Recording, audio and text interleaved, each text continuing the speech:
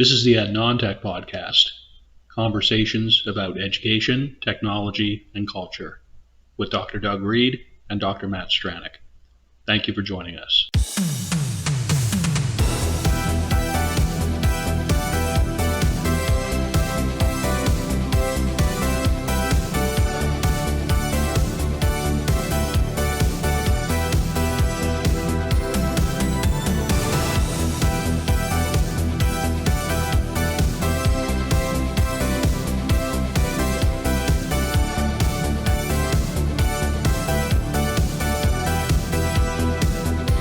My name is Dr. Doug Reed, and I am located on Abagway, the traditional and unceded territory of the Mi'kmaq people. My name is Dr. Matthew Stranick, and I am located in Menakwisk in St. John, New Brunswick, which is situated on the traditional and unceded territory of the Wolastoqiyik Maliseet people.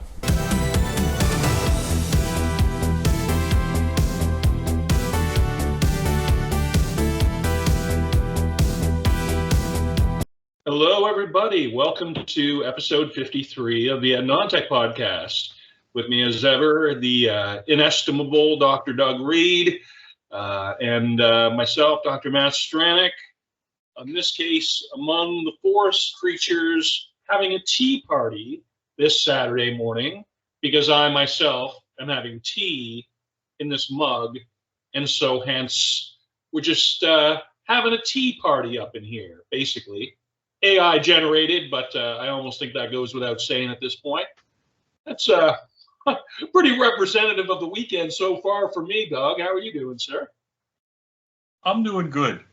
And one thing I really enjoy is every time you do this intro, you put a different word in front of my name, and I'm always very tickled by whatever the word is. Well, okay. First of all, I appreciate your appreciation, but second of all, it's been actually the inestimable Dr. Doug Reed for a little while now, going on a few weeks, but there was some trial and error going on before that, to be sure. Well, I'm very happy with it. I think good, man. Awesome. It's not meant to make you sad, my dude. So I think actually this episode is somewhat of a direct or even indirect sort of sequel to episode we did not that long ago, episode 50, the celebration episode, celebrating of success. Now, I pointed this out to you, Doug, and I was just like, okay, so we're doing another one.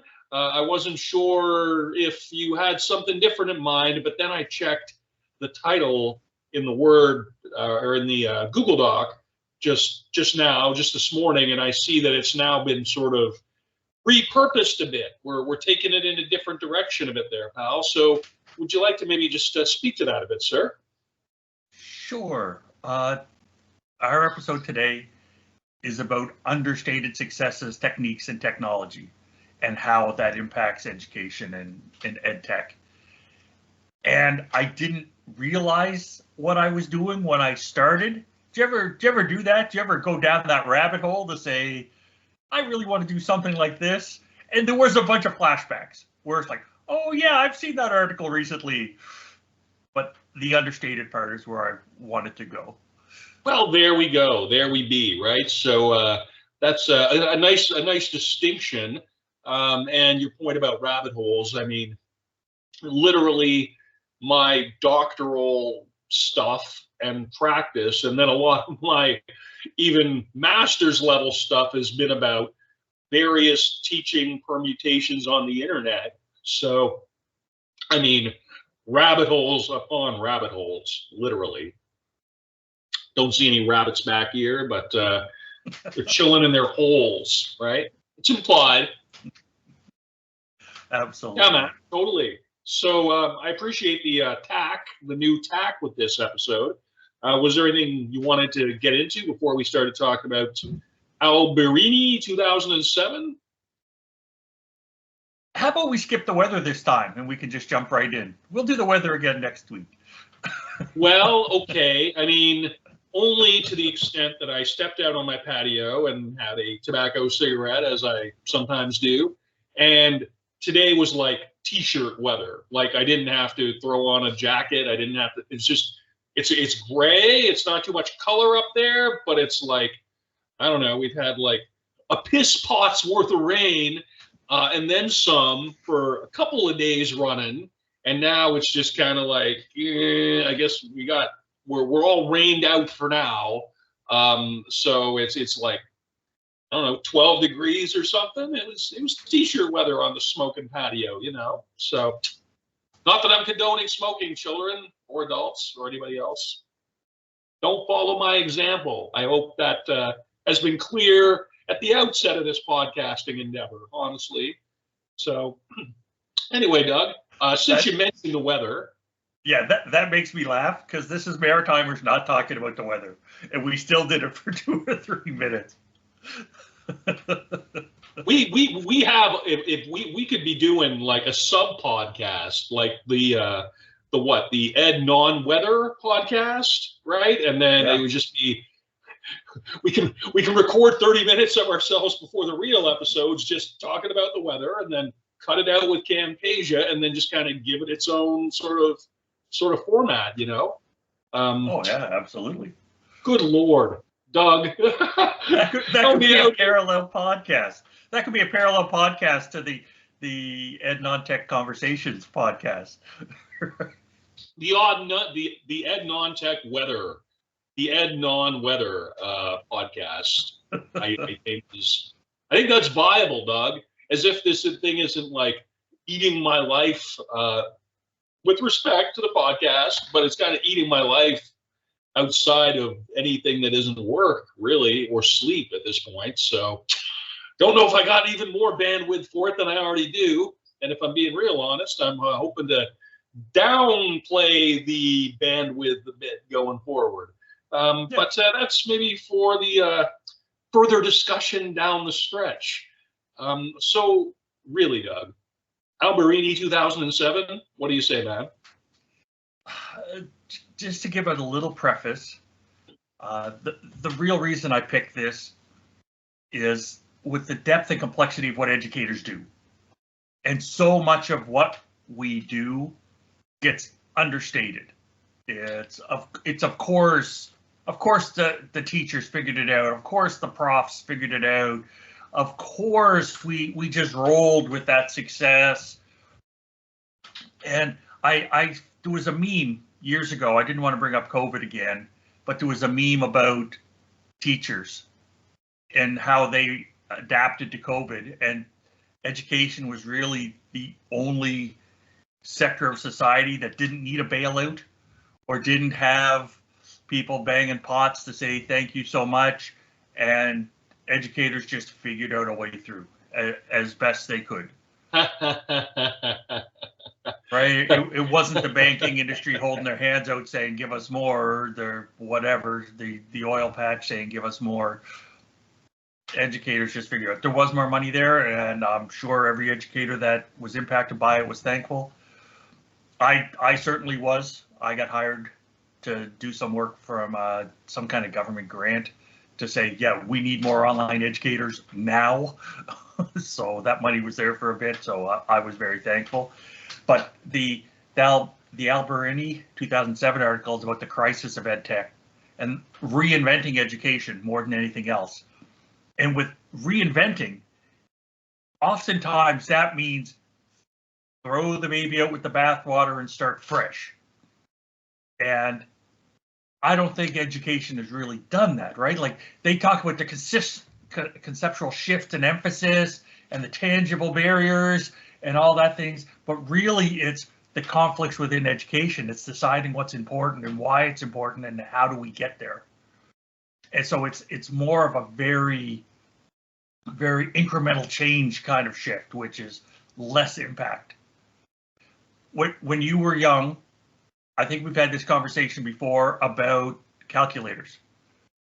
Were you of the generation where you weren't allowed to use a calculator in grade 4, like that kind of thing, or was it you weren't allowed to use a calculator or a computer? Or I think they brought out, like, we're talking math class, so you're talking about something that I'm not gonna be like Oh, I was super into that, and I was super good at that, and I have strong memories about it. But I do seem to remember mid '80s they would bring out these little plastic trays which had calculators, and you use the calculator for certain workbook, whatever activities in the class, and then you put them back, gave them back to the teacher, and they went in the cubby with where the calculators were stored. So we didn't have like our personal devices. We didn't have to bring them in necessarily. Probably in high school, I was doing as little math as I could to graduate in high school. So even if they told me to bring a calculator, I was skipping class so much that I may have even missed that. So anyway, bit of a digression there, dude. No, but it's the difference in our age, because when I was at that age, it was like, no, calculators are bad. They're gonna ruin everything. It's like when Plato said, don't write stuff down because that'll ruin your brain, so you won't have to remember it. So it was an incremental change. The world did not come to an end when calculators were allowed in class, and now they're mandated in some classes. You have to have that very particular, like TI, whatever that Texas Instruments calculator is, to do all the calculations and functions. Stuff. Yes.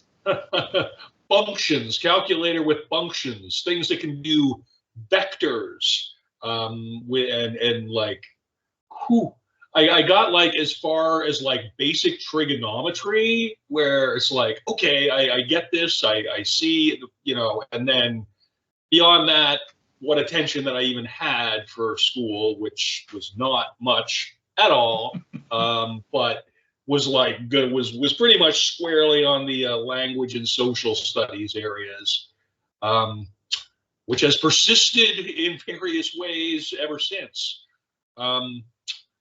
In terms of like what a technological intervention for language is, taken a while to catch up with the calculator, but boy, have we ever with ye old Chat GPT. My goodness.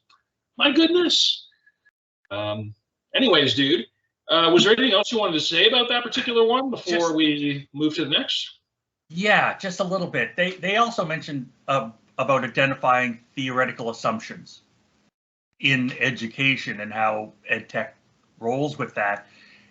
And we seem to have a history of very small changes, right? And it takes a long time. It takes the 10 years or 15 years for everybody to get on board with it, other than when COVID happened. COVID sped everything up because everything changed.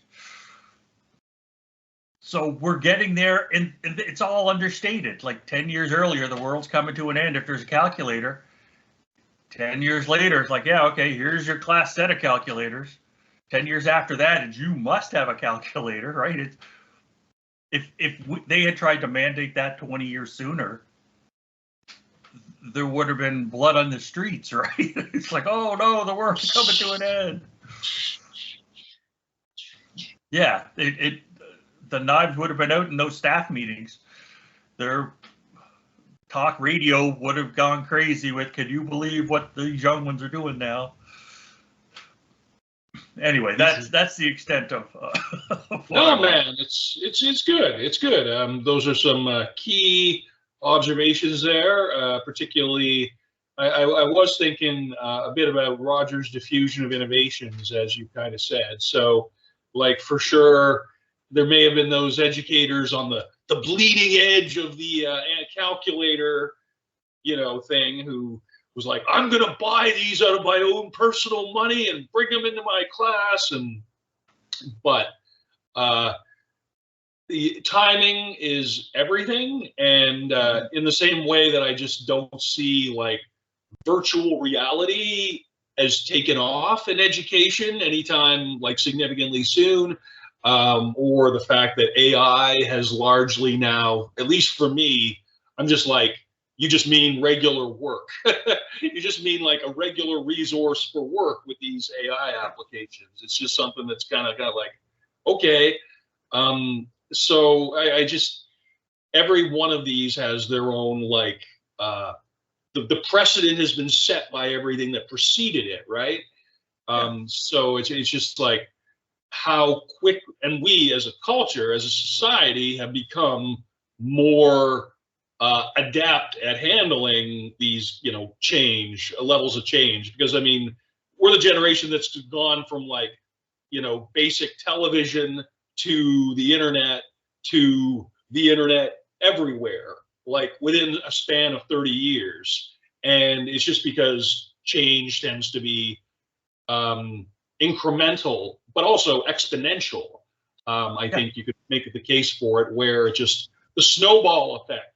Well, we're so used to, going from just TV to recordable TV that everything that came after that just was built on the preceding assumptions, the preceding sets. And so just by efficiency of process, basically it just gets faster and faster and faster. So I don't know what the next paradigm is, but it'll be here before we know it, I'm sure. So some good thoughts there, dude.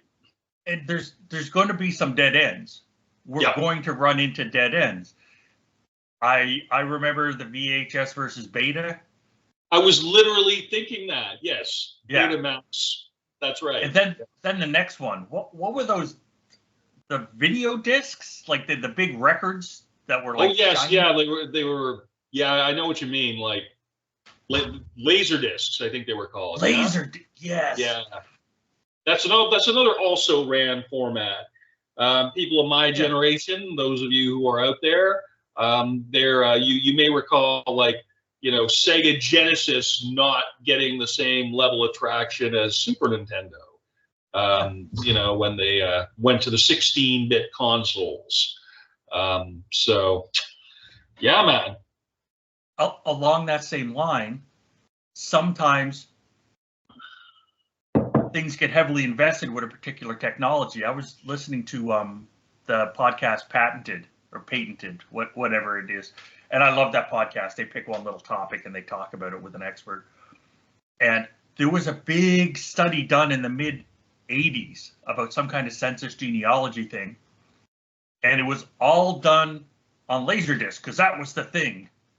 And then they tried to get back to the data. They could, apparently in the UK, there was like 2 working Laserdisc machines left. And they had to figure out how to put all the information they had on that and extract it somehow to get it out.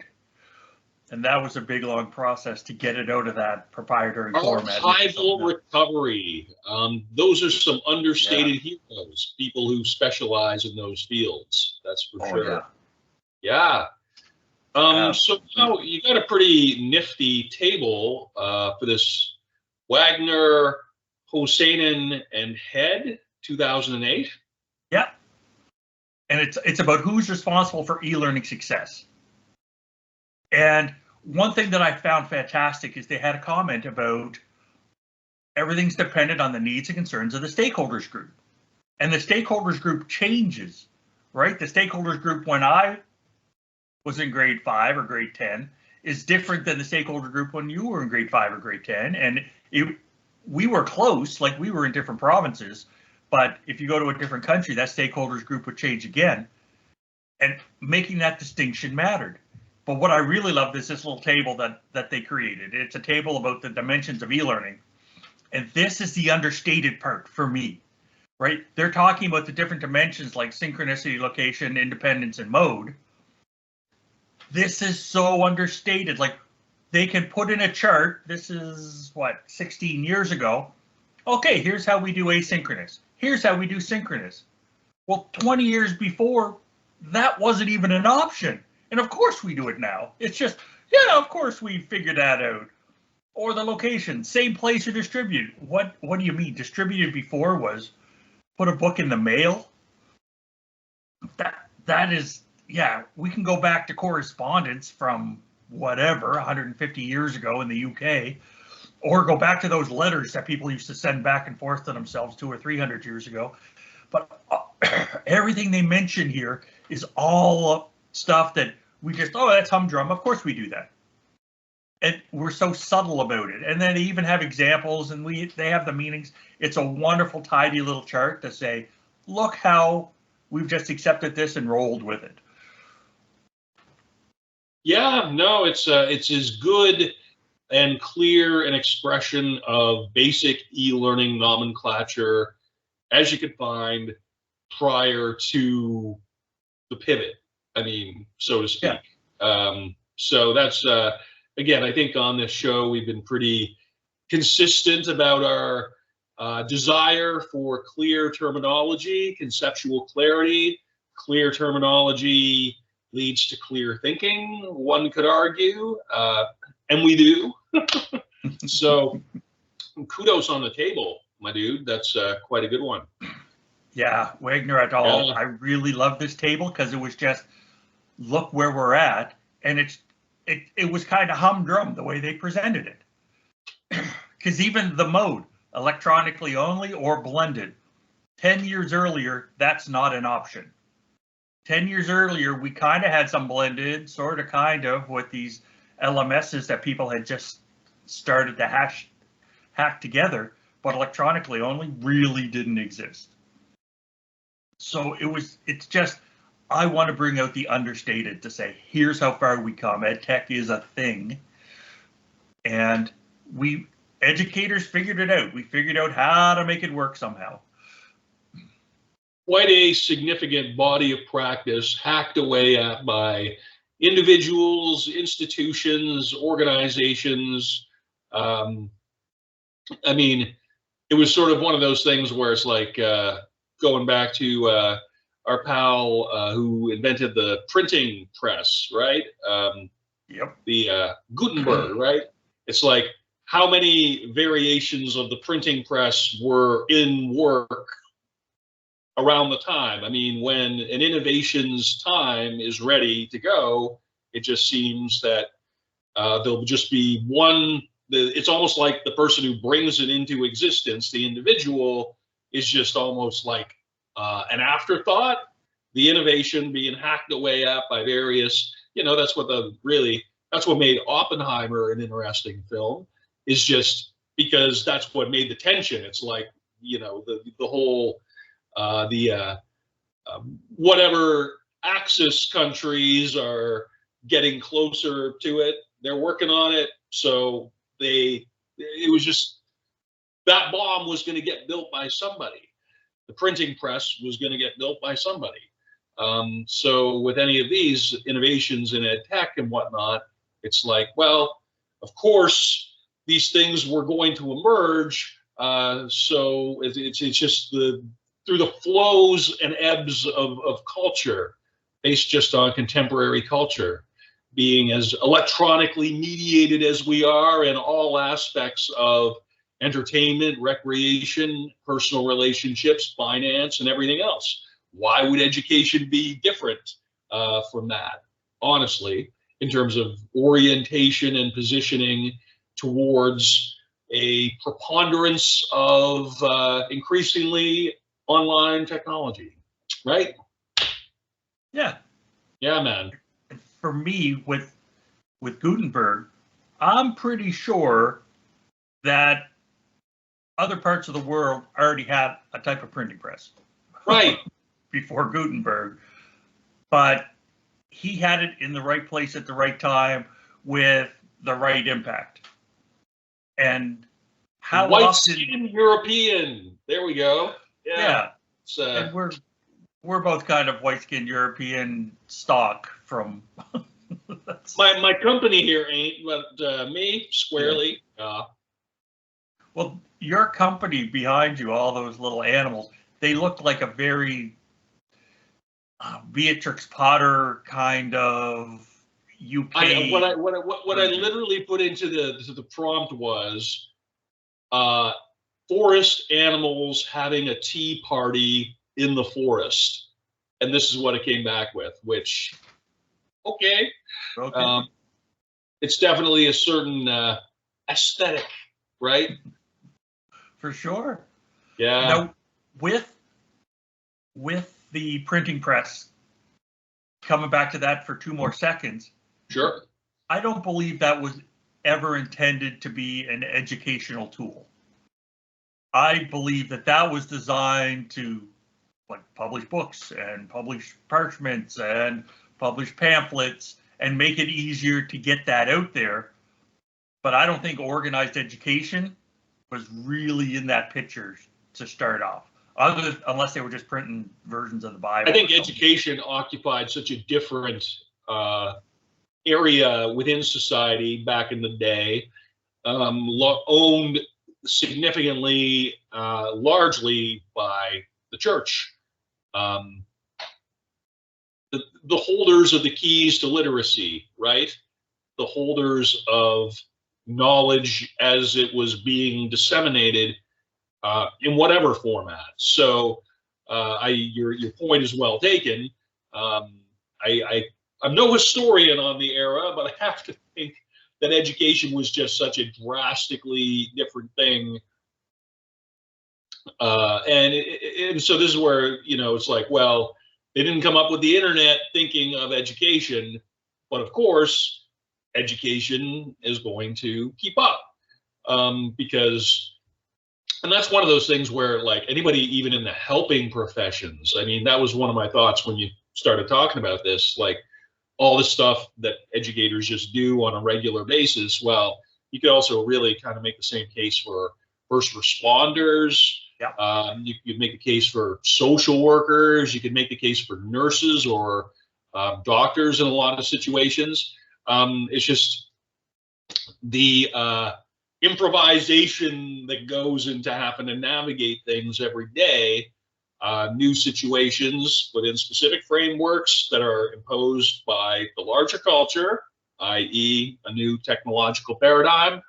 And you make it work, and eventually the practice just becomes bundled and aggregated into a more specific, thing that you can quantify and make tangible and further enable practice down the stretch, right?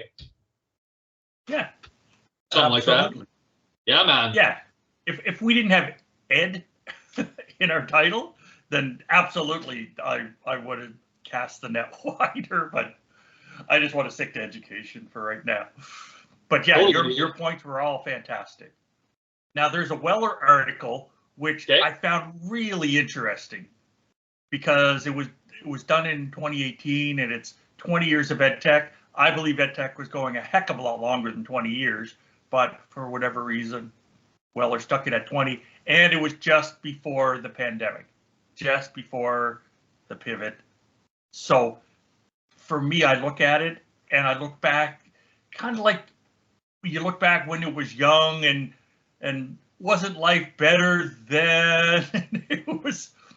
There was like a cheery optimism to this article that I really enjoyed before the pandemic happened. Well, it's interesting. I mean, first of all, Martin Weller, for those who might not know, a very highly regarded practitioner, professor, researcher, associated with the Open University in the UK, going back, I'm pretty sure he's been there since the 70s, but I might be there a long time, yeah. Long time. And actually, the 20 years of ed tech, that isn't, that the article from EDUCAUSE, I mean, he also wrote a book called 20 Years of Ed Tech, which I assume is in parallel with that article or what have you. And actually, I was one of the reviewers for Athabasca Press during my time at Thompson Rivers. Nobody cared that I did that, but it was something that I got to do that was kind of cool. I was one of the peer reviewers or whatever. So it was cool. It's a good book. It's easily readable, and I think, to speak to your point, 20 years sort of seemed like a good frame. And I also think 20 years is just sort of like, if you're trying to get it to a wider readership. But then also, it was sort of Weller himself taking stock of things that he has observed within his pretty significantly long and substantial career. So it's sort of like he can speak to it from his lived experience. I think that's part of what that's one of the tacks that the book is trying to take. But no, it's cool. I mean, it's one of those, like, I could read this almost recreationally and almost with no actual knowledge of the field and totally take something away from it where I didn't feel like I was being talked down to or inundated with just obscure references and whatnot. So quite immensely readable, which isn't always given in our field, my dude. Oh, no, yeah, I loved it. I thought this was like beautifully written. It was to the point without choking people with jargon and stuff. And I like everything he reads or everything he writes. So that's totally. Shout out to you, sir. I'll tag you on the LinkedIn post. But throughout these 50-odd episodes we've done, you have mentioned several times, wow, look, I learned something new about you every time. I did not know that you were on that editorial group with At the Basket. So that is really cool. I love that type of stuff. I have such mixed feelings, dude, about my whole time there. I'm just like, I was doing, on the one hand, it's like I did these cool things and I got to meet these cool people and really, do a lot of things that I consider valuable, to the point that obviously even this week, just a few days back, I actually recorded a full solo lecture for TRU at the behest of an excellent colleague who's there. So I still have people who I care about a lot that work there. But I mean, like the open learning department, dude, when I was there, it did not take me long to feel like I was operating under a cloud and that I was regarded as a nuisance and that they were not interested in helping me be the sort of person in the faculty that they wanted. It just really, when I didn't figure it out by myself within a pretty short amount of time, it was just became like, well, this guy's a liability. That's really what I felt like I was under for most of the 4 years I was there. So it's like, to speak to this cool experience, like, and I got to kind of, help shape a little bit this book that is pretty awesome. There's a basis for a podcast, the 20 Years of EdTech podcast through the Open EdTech Co-op, which I have been blocked and banned from. I've been banned from a thing called the Open EdTech Co-op. Like, my IP address has been blocked. Like, awesome. So it's just such a confounding sort of feeling of like, like just, it tests my ability to put it into words, but I know that the Germans have a word for it, like Guggenheim, like 2 or 3 things kind of jammed into 4 syllables and 6 umlautes. Whew. Anyway, dude, rants, I got them. It's it's the T, I get it, but it's cool for me because I've had. Hey, I was in a different branch on that same floor. You don't need to. I did, but you don't need to, dude. It's fine. No, and I don't mean it that way. It's cool that there's cool stuff you can look back on now. Totally. And say, that was cool, and this wouldn't happen without it, even though like the WordPress tattoo. Yeah. The WordPress tattoo. And it's like, I had to admit, in that lecture for Dr. Gurney's class this past week, I mean, it was about just curriculum, straight up curriculum and teaching, basically, with a emphasis on IT and whatnot. And I had to admit, just speaking to my experience with it, that I was not doing things with WordPress even a bit, really, before coming to TRU.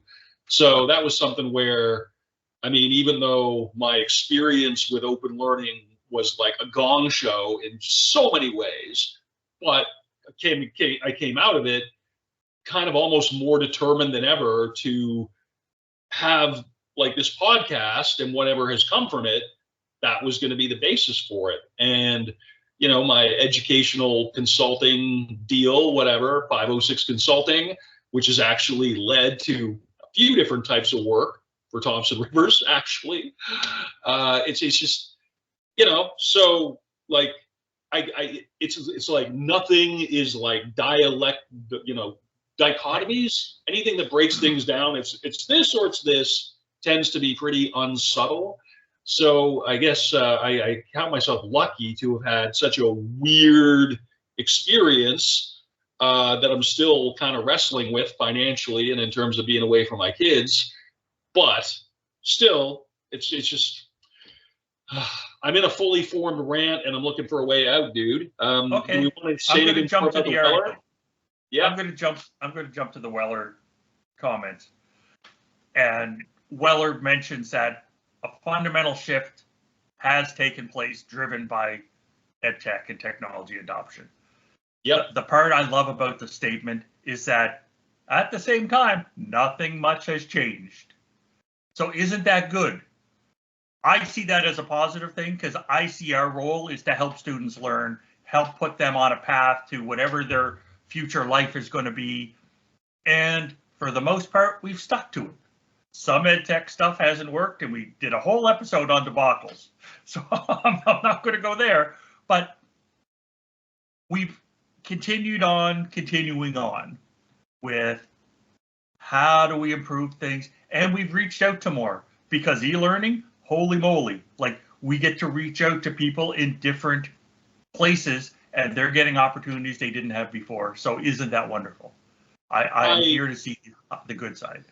Yeah, and I think again, just having these conversations, right, where with Lee and Kara and Hassan and Kathleen so far, I think just like the fact that e-learning is a factor for each of these individuals in their own settings. They all got wildly different settings, and while we didn't necessarily talk a whole lot about ed tech in some of those conversations, I mean, still, it's one of those things that just anybody who's operating in any kind of educational role whatsoever, it's something you got to contend with.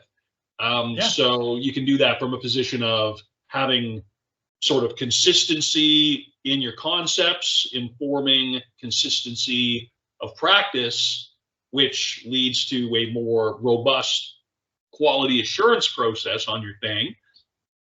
Or you can just kind of improvise the shit out of everything, and you're going to get some good results. You're going to get lucky occasionally, but wouldn't it be better to have some organizing principles? Wouldn't it be good to just have some clear terminology? Because thoughts, as we express them, are made up of language. And if you don't have clear language, then anything you express is going to be imperfect in its expression by definition, right? Less coherent, less organized, whatever. So I really appreciate anything that's got a consistent, set of things with its terms in terms of how they're applied. And it's a supporting educational conceptual structure, if you will, informing the thing, which is also something I get from Weller's stuff, just because he's been so versed in it for so long. So are we ready to speak to Rodrigue Seguero, 2022? Yes. Okay, folks, Camtasia will see us through this particular thing, but we did have a case of the sometimes irregular maritime internet. So we'll just dial her back to Rodrigo Seguero, 2022, which Doug was preparing to delineate for us. Yeah, EdTech in developing countries from 22. And there was a wonderful statement about EdTech starting to play a role in the education of millions of children in developing countries. And I think that is a massive understatement. With the pandemic pivot, I know it was way more than that. I don't think it's millions and millions. I think it's hundreds of millions. aiming towards 1 billion globally. I have no backup for those numbers, but I can count how many schools got closed and how many kids had to start doing stuff online. Well, first of all, I think that's an absolutely vital point that you identified here. And to speak to education in developing countries, I mean, with regards to EdTech, I think UNESCO, the United Nations agency, has a lot to do with that. And one of the reasons I say that is because a lot of their education programming for that organization, actually, they did adopt the MOOC format, free open educational courses, essentially, for countries, like South Asia countries. So, for like farming practices for those in certain of those countries, or water treatment, or whatever. I mean, I'm not obviously naming specific programs, but I mean, that's the kind of content that appears on those courses. And so, like, the UNESCO thing on LinkedIn is actually really worth following, because again, these are people who are now spending a lot of time talking about AI and how those applications are going to work with education globally, and again, including the so-called global South, right? The so-called countries that are not part of the richest 8 or 12 or 20 countries on planet Earth. In this case, the maritime internet is really putting us through the gears.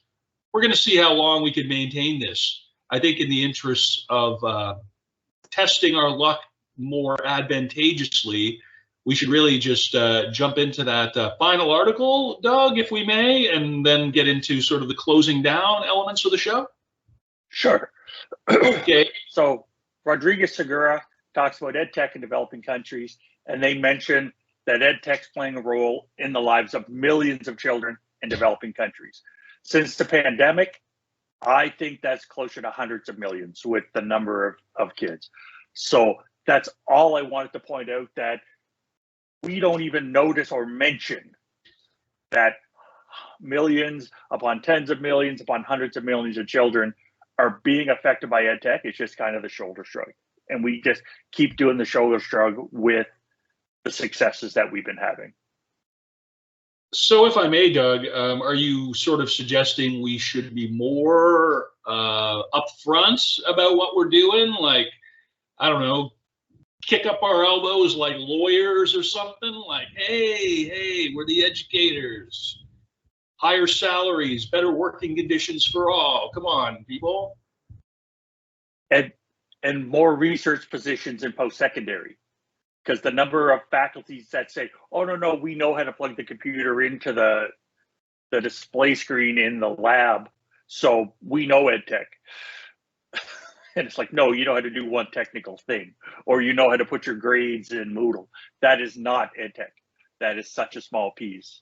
But it's like, oh yeah, it's just an assumption. Of course you know how to do it. Of course kids in grade 12 can read. It's a whole set of practices, knowledges, concepts, and skills that are affecting the practice and the conditions for practice, whether you are aware of them or not. So if you can be aware of them, why wouldn't you, right? That's one of the things we're here for, folks, to try and help unpack that with you, even as much as we're trying to unpack it ourselves in our own setting, right? Transparency. Yeah, man. So we need better PR. We just need better PR in our field. Said every teacher in every classroom ever, like back around the primeval campfire, they were just like, shouldn't this person be getting preferable, hides and meat, given what they do for the wider community in the Paleolithic something? Whew. Dude, I'm running on fumes. My tea is almost empty here. You do got a couple. You got a nice list here, though, of some good successes. Did you want to speak to that a little bit, Bud? The big picture on EdTech successes is basically whatever educators can adapt that already exists in society. That is basically what educators have been doing kind of forever, right? Like, what do we got to work with? Okay, how do we get these people to learn? Let's roll. So when it comes to collaboration, the pandemic pivot, like online professional development, blended hybrid learning, like all these things are based in now in education are based in EdTech and how EdTech has helped with things. Can you imagine doing student-focused learning without the EdTech devices that educators have taken and started to use, or the EdTech techniques? I just don't see how it could have possibly happened. Well, for me, I think, first of all, you're absolutely correct. And then I would also sort of go back to something I mentioned earlier, just like so much of our activity now as a society is mediated through the internet and the web and all the attendant technologies and cultures which support that. Again, we can be aware of them or not. I tend to think it's more helpful to be aware of them if you can, in as much as we're all influenced by these factors. So I just think, yeah, it's incumbent upon education to try and elevate its practice in as much as other societies of work and society generally, other sectors of it, are doing in such a media-rich, embedded context that we are in with the cultures that are emerging and continue to emerge online, basically. Yeah, Totally, I completely agree. So rather than just a concept, there's also products. Yep. And I don't believe too many of these products or practices or techniques or whatever category you want to put them in were really developed for it with education in mind, right? Like learning management systems, okay. And MOOCs, okay. The rest, right? Paper, radio, TV, internet, wikis, blogs, handheld devices, word processing, spreadsheets, presentation software, all that stuff has been adapted by educators to make them work. It's right. How can we do this? How do we help? And I even included virtual reality because there was some really cool stuff like with Pokemon Go and how to use QR codes in a class to do like scavenger hunts to force people to go all over campus and find stuff. There have been some successes. Okay, it was a fad, but I expect virtual reality to come back, especially the way the big boys, the Apples and Facebooks and stuff, have each pumped out virtual reality hardware again. I would say that reminds me of the distinction between augmented reality and virtual reality, because I think when we're talking like just sort of doing things with apps and, you know, camera features on your phone, that kind of mobile-based functionality I typically associate with augmented reality, M-learning as well. When I think virtual reality, and this may be just me, but I tend to think of like, you know, the headsets, right? The haptic gear, that kind of fully immersive thing, which, as you quite rightly pointed out, that's like Meta, right? The Facebook company Meta. They have done a ton to try and get that going, where like it's a metaverse, right? That's what they refer to their virtual reality programming as. And basically you go in with a fully sensorily active dynamic avatar.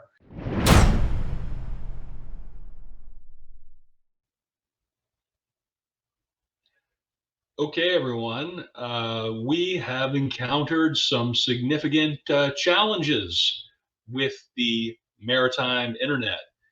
Maybe it's the PEI internet, I'm not sure, but we tried 3 times just to get the last bit of the episode done together, and it didn't quite work. So in the interests of improvising a format on the fly, what we are doing is I'm going to record my version of the last couple minutes of the episode, and then Doug is going to record his, and we're going to close out the episode that way, because it would just be sitting there partially done otherwise, and we just wouldn't be optimal. So to then go to the Google document where I'm looking at the things that Doug has kind of prepped and shared with me for placing in the WordPress. There's a lot of really nifty visuals here, as always. Some pretty good photographs, some pretty good memes, and even some early advertising for Apple products, like really back in the day. Interesting price point, Apple, with their $666.66 Apple One with 4K, 4,000 bytes of RAM. Wow. Well, I'm not going to be speaking further to the images because that really is more of Doug's department. But scrolling through here, scrolling on down through these awesome visuals, word of the podcast, understated. I don't know how understated we are on this show. Maybe we are. Critters of the AI forest, they're not saying much. But understated, yeah, let's just leave it at that. Understated. Will understate the understatedness. Question of the podcast: how can we stay optimistic with technology change in education and not get cynical? Excellent question from the inestimable Dr. Doug Reed. Again, I sort of would tend to think that as long as you enjoy and care about what you're doing as an educator, first and foremost, then to me, that's going to inform how you approach the technology aspect of it. If you're going into your career, into your job with a perspective of openness and curiosity and wanting to engage with other people and make the world a better place in that way, then I think whatever you're looking to do with technology, successes and failures and whatnot, it's going to be from a pretty good mental perspective. Hence, cynicism. I actually think that cynicism is an excellent and valid philosophical standpoint, but recognizing here what Doug was trying to get at, I mean, you don't want to get jaded. You don't want to get, you don't want things to eat at your soul or whatever. In terms of this stuff. And phrase of the podcast: maritime internet is putting us through the gears. I think I may have said that. Thanks for that, Doug. It is, it was, that's the phrase of the podcast. And that kind of brings us to the end of it, to the end of my end of it. I've asked Doug to do one of these videos himself. He volunteered for that. And he's going to share that with me, probably through Google Drive. And then I'm going to download it onto the Camtasia, the media editor that I use. And we'll close out the weekend that way. It's Saturday. My tea is just about gone. Just tiny little fractional amount left here. So thanks to everybody who's checking this out for any reason whatsoever. And thanks to the inestimable Dr. Doug Reed, as ever, for being such an excellent colleague and co-host. Take care, everybody, and bye for now.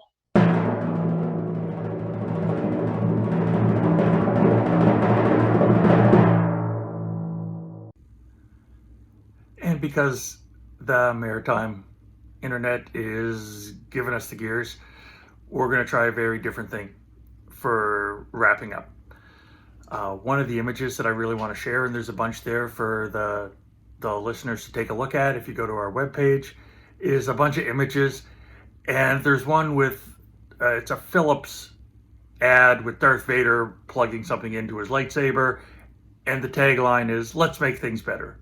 And I honestly believe that's what ed tech professionals do and what educators in general do. It's how do we take something and just try to make it better. There's some other there that tickled me, made me laugh. But I really want to get to the word, question, and phrase of the podcast. The word of the podcast for me is understated. We talked about that a lot, and it's how we just accept so many things that are working now and they just become our norm. The question of the podcast is, how can we stay optimistic with technology change in education and not get cynical? Because I know sometimes I just get cynical with, oh, that didn't work. Oh no, what's going on? Or what do you mean I have to have that battle with the person that controls the money again? And the phrase of the podcast is, maritime internet is putting us through the gears. And I know that's not really a topic of it, but my internet collapsed on me at least 4 times during this podcast. So thank you to Matt for stitching all this together. And I look forward to talking to you next time. Have a great day, everybody. Bye-bye.